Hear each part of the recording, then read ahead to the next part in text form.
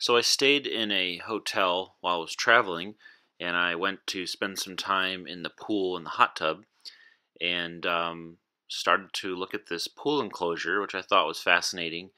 And they got me into learning how pool enclosures are made and what are the strengths and weaknesses of them, and particularly like a hotel environment.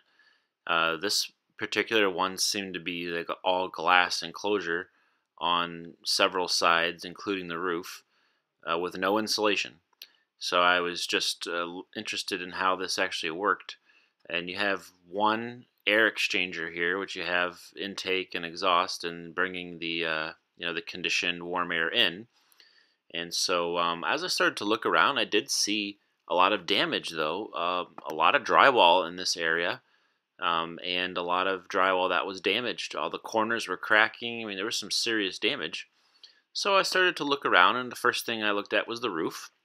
And I saw this material that I'd never seen before, and it did let light through, but it was a little dark, and there were no shingles, and it's just a panel that's installed vertically, and it has the seams are caulked, and this particular roof needed a little bit of maintenance. You can see here that some of the caulking was coming undone, but it wasn't leaking.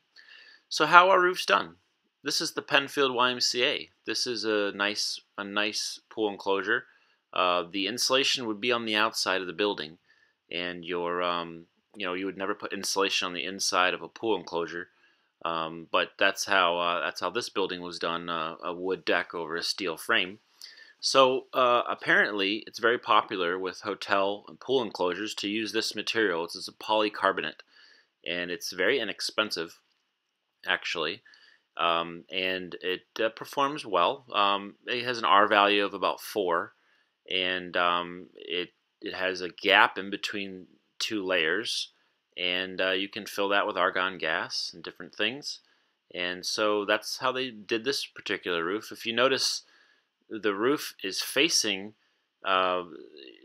it's facing north on one corner, and that does have an effect of where they decided to run the heat. So with the southern sun, they ran the heat going on the north side primarily to make sure that that side could, and that's my marking right there, that side could get the heat while the south side gets a lot of the sun. And I thought that was pretty smart. Now I could see the design that they put into that and the thinking. Up on the roof, though,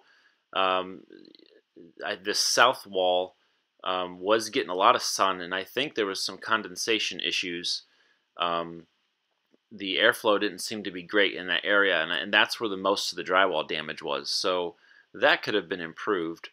That was definitely the weakness of this, and also that drywall should be probably pitched down so water could run down if it did condensate, and not just collect there and ruin the drywall.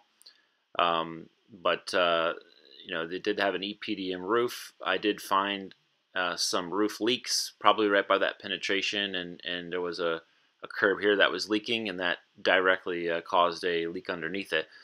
But overall, I learned a lot, and it was a fun thing to look into to see how pool enclosures are made.